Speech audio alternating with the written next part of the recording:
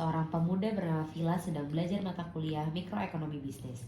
Ketika memasuki materi kegagalan pasar, Villa tampak kebingungan, sehingga ia mencoba menghubungi teman-temannya. Susah banget. Apa gue telepon temen ya?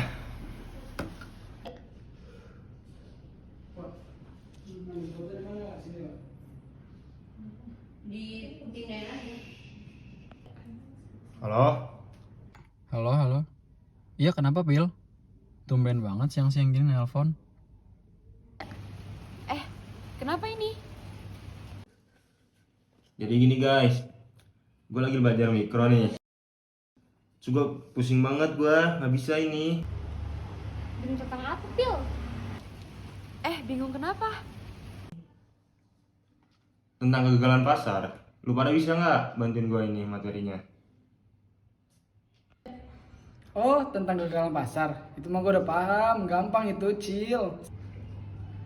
Santai aja, ntar dah gue ajarin. Gimana kalau kita mending ketemu di suatu tempat ya, sekalian bahas materinya, sekalian kita bisa juga tukar pikiran supaya nantinya bisa lebih ngerti dan juga Pak bisa lebih efektif daripada kita telepon kayak gini nggak efektif. Gimana yang lain? Pada mau nggak kita ketemu lagi di suatu tempat? Oh yaudah, Pil, gue OTW ya langsung, mumpung gue lagi di jalan nih. Deket sih ya ini sama rumah lu. Sampai deh. Kan, yuk.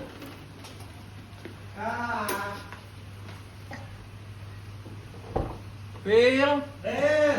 Oi!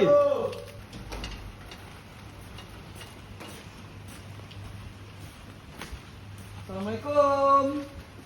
Waalaikumsalam. Sorry ya gue telat. Akhirnya mereka pun berkumpul di rumah Villa. Pak, Ben. Makasih ya lu pada udah datang sini. Ini gue butuh bantuan nih, gue minta ajarin. Gue nggak ngerti banget materi kegagalan pasar ini. Santai aja. Santai aja, emang kalau belajar tuh pasti ada part yang bikin kita bingung. Iya bener banget. Emang lu bingung dari mananya, Pil? Gue bingung semuanya, gue nggak ngerti kegagalan pasar. Ya udah, nanti kita jelasin ya. Ya. Tapi tau gak sih, masalah minyak yang habis kemarin itu juga termasuk kegagalan pasar loh. Oh iya. Iya. Minyak yang mana? Nggak dapat berita. Yuk, Dan, mulai. Oke. Jadi, kegagalan pasar itu merupakan kondisi di mana mekanisme pasar tidak bekerja, sehingga terciptanya ketidakefisienan pasar. Permintaan, penawaran, dan harga tidak berada pada kondisi equilibrium. Equilibrium itu sendiri memiliki arti keadaan di mana keseimbangan antara dua atau lebih kekuatan atau situasi telah tercapai. Ada akibatnya loh dari kondisi equilibrium. Akibatnya bisa menyebabkan kegagalan pasar dalam mengalokasikan sumber daya ekonomi dengan cara yang paling efisien. Nah, oke, gue lanjutin ya. Oke. Dalam mata kuliah mikroekonomi, pasar persaingan tidak sempurna mengarah pada kegagalan pasar dikarenakan pemain memiliki kekuatan untuk mempengaruhi harga. Sedangkan di persaingan monopolistik, produsen memiliki beberapa kekuatan melalui diferensiasi. Kekuatan harga semakin besar ketika pasar beroperasi di bawah oligopoli atau monopoli. Gitu, Cid. Kalau efek dari kegagalan pasar apa, Cid? Kalau itu... Aku tahu. Apa? Nih Phil, gue jelasin ya yang efek kegagalan pasarnya. Jadi, jika terjadi kegagalan pasar, artinya harga pasar gagal itu mencerminkan semua biaya dan manfaat bagi produsen sama konsumen. Terus dikarenakan produsen gagal menangkap akses biaya dan produksi, konsumen juga tidak menerima manfaat terbesar dari konsumsi barang maupun jasa. Jadi secara keseluruhannya, pasar tidak menghasilkan produk yang memberikan manfaat secara opsional. Nah, efeknya kayak gitu, Wak, bener. Jadi udah ngerti belum, Phil? Kayak gimana kegagalan pasar? Sebenarnya gue belum nangkap semua sih. Kalau penyebabnya apa? Kalau penyebabnya itu Gantian, gue juga mau ngejelasin. Oke. Jadi, kegagalan pasar itu penyebabnya karena distorsi pada pasar, seperti eksternalitas, kontrol pasar, dan kekuatan monopoli. Distorsi merupakan campur tangan yang secara signifikan yang dapat mempengaruhi harga dan dalam beberapa kasus pengambilan risiko dan alokasi aset. Imobilitas faktor produksi juga menjadi penyebab lain dari kegagalan pasar. Misalnya karena faktor geografis. Dalam hal ini, pasar tidak dapat menggunakan faktor produksi dengan cara yang paling efisien. Oh jadi gitu Bener banget. Sekarang gimana kalau kita dengerin video penjelasan dari Zul? Ya. Nah, terakhir ada juga solusi buat kegagalan pasar. Beberapa pakar juga memberikan sejumlah langkah untuk mendorong alokasi sumber daya yang efisien dan menghindari kegagalan pasar.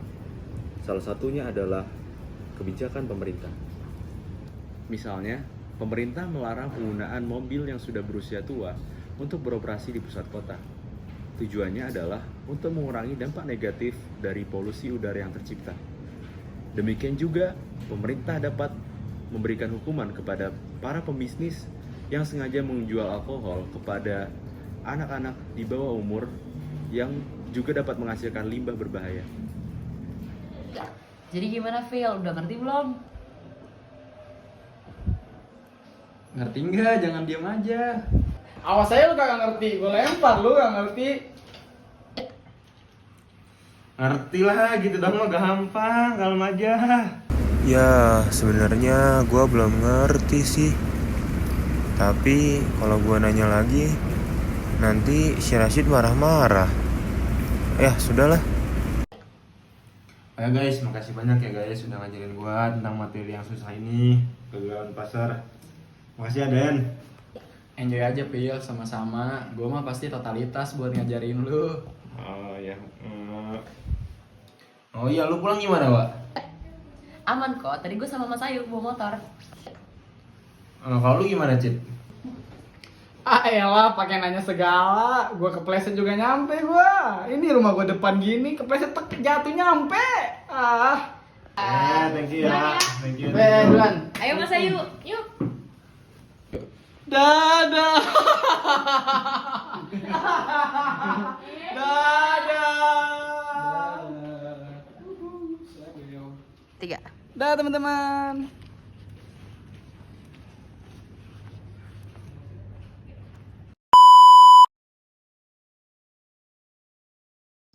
Oke, aku ambil alih ya siarannya.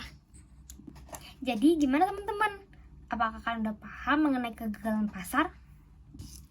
Intinya, kegagalan pasar itu jika dalam ilmu ekonomi adalah sebuah situasi yang disebabkan oleh tidak efisiennya distribusi barang dan jasa di pasar bebas. Dalam pasar yang berfungsi idealnya, kekuatan penawaran dan permintaan saling menyeimbangkan. Dengan perubahan pada salah satu sisi persamaan, menyebabkan perubahan harga yang menjaga keseimbangan pasar. Namun, jika terjadi kegagalan pasar, ada sesuatu yang mengganggu keseimbangan ini. Ketika pasar gagal, insentif individu untuk berperilaku rasional tidak memberikan hasil yang rasional bagi kelompok. Dengan kata lain, setiap individu membuat keputusan yang benar untuk dirinya sendiri. Namun, keputusan tersebut terbukti merupakan keputusan yang salah bagi kelompok secara keseluruhan. Poin pentingnya, kegagalan pasar mengacu pada alokasi sumber daya yang tidak efisien yang terjadi ketika individu bertindak berdasarkan kepentingan rasional dan menghasilkan hasil yang kurang optimal. Kegagalan pasar dapat terjadi di pasar eksplisit di mana barang dan jasa bisa dibeli dan dijual secara langsung, atau di pasar implisit seperti pemilu atau proses legislatif. Kegagalan pasar dapat diperbaiki dengan menggunakan solusi pasar swasta, solusi yang ditetapkan pemerintah atau tindakan kolektif sukarela. Ayo kita pahami kegagalan pasar lebih dalam agar kita nggak seperti Villa. Kegagalan pasar itu mengacu pada distribusi sumber daya yang tidak efisien, yang terjadi ketika individu-individu dalam suatu kelompok mengalami nasib yang lebih buruk dibandingkan jika mereka tidak bertindak berdasarkan kepentingan pribadi dan yang rasional. Jika terjadi kegagalan pasar, kelompok secara keseluruhan mengeluarkan terlalu banyak biaya atau menerima terlalu sedikit manfaat. Hasil perekonomian akibat kegagalan pasar menyimpang dari apa yang biasanya dianggap optimal oleh para ekonom dan biasanya tidak efisien secara ekonomi. Hal ini bertentangan loh dengan namanya. Kegagalan pasar tidak hanya menggambarkan ketidaksempurnaan. Dalam perekonomian pasar, kegagalan pasar juga bisa terjadi pada aktivitas pemerintah. Salah satunya contoh penting adalah perburuan rente. oleh kelompok-kelompok berkepentingan khusus. Kelompok berkepentingan khusus bisa mendapatkan keuntungan dengan melobi agar biaya kecil bagi pihak lain, misalnya melalui tarif. Ketika setiap kelompok kecil membebankan biayanya sendiri, keadaan kelompok secara keseluruhan akan lebih buruk dibandingkan jika tidak ada lobi yang dilakukan.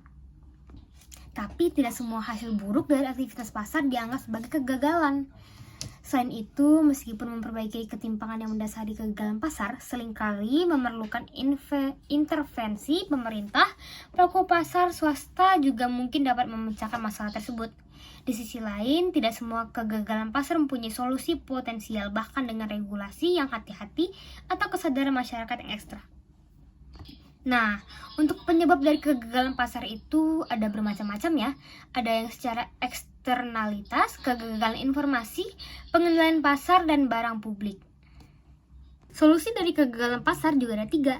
Solusi pasar swasta, solusi yang ditentukan oleh pemerintah, dan juga solusi aksi kolektif. Apa sih jenis kegagalan pasar yang umum? Nih, aku jelasin ya. Jenis kegagalan pasar yang mencakup eksternalitas negatif, monopoli, inefisiensi dalam produksi ataupun alokasi, informasi yang tidak lengkap, dan juga kesenjangan. Simak dulu yuk video ini. Di Kompas Bisnis soal gempuran barang-barang impor, lalu juga sepinya Tanah Abang. Kami juga sempat bahas panjang pada Kompas Bisnis di hari Selasa kemarin. Nah, hari ini kami mau menginformasikan kalau pasar Tanah Abang nih di hari Selasa malam kemarin ramai. Tapi bukan karena pengunjung, karena kehadiran Menteri Koperasi dan UKM Teten Masduki ke pasar grosir Tanah Abang. Teten Masduki datang beserta jajaran Kementerian Koperasi dan UKM. Mereka mengunjungi pusat grosir Tanah Abang Blok A untuk melihat langsung kondisi Tanah Abang yang kini sepi pembeli. Teten sempat berbincang dengan beberapa pedagang yang bercerita omset mereka turun drastis bahkan hingga 50%. Padahal para pedagang ini juga sudah mencoba berjualan secara daring. Di Tanah Abang Blok A, banyak toko-toko yang tutup dan juga beberapa toko ini tertempel surat peringatan dari pengelola yaitu PD Pasar Jaya. Artinya para penyewa belum membayar sewa selama beberapa periode. Banyak lah. Sampai 80? Ya sekitar 50% ada dah. 50% ada. Terus kalau biaya sewanya gimana Bu itu bayarnya? Ya istilahnya kita numbuk dah, ambil yang tabungan gitu. Berapa Bu kisarannya numbuk? Banyak lah, soal apalagi kita punya produk sendiri. Ada pengaruhnya Bu dari kita? Ada, memang ada. Tapi Ibu sendiri nggak jualan di online? Jualan, tapi sepi juga. Di online-nya juga sepi? Iya sepi. Menteri Koperasi dan UKM Teten Masduki mensinyalir penurunan omset pedagang di Tanah Abang terjadi karena barang-barang yang mereka jual ini kalah saing dengan produk impor yang harganya jauh lebih murah. Teten berjanji akan mengevaluasi kebijakan masuknya barang impor termasuk yang dijual di online. Ada waktu-waktu tertentu seperti Lebaran, akhir tahun, Idul Adha memang ada peningkatan. Tapi bisa dipastikan memang dampaknya permanen penurunan ini. Nah, jadi ini kekalahan pasar offline seperti di Tanah Abang ini bukan masalahnya offline kalah dengan penjualan di online. Karena mereka juga sudah mencoba menjual di online. Tapi saya berkesimpulan produk yang dijual oleh mereka tidak bisa bersaing. Karena ada produk-produk impor yang dijual yang harganya sangat murah sekali. Ya. Nah karena itu saya sekarang sudah punya beberapa catatan bahwa mungkin yang perlu kita atur itu adalah mengenai arus barang masuk ke sini. Tuh, gimana? Udah ngerti belum? Semoga cerita pendek dari kami bisa membantu kalian semua untuk memahami mata kuliah mikroekonomi bisnis lebih dalam lagi ya. Kami dari kelompok 9 mengucapkan terima kasih. Wassalamualaikum warahmatullahi wabarakatuh. Mohon maaf bila ada kesalahan kata. Dadah.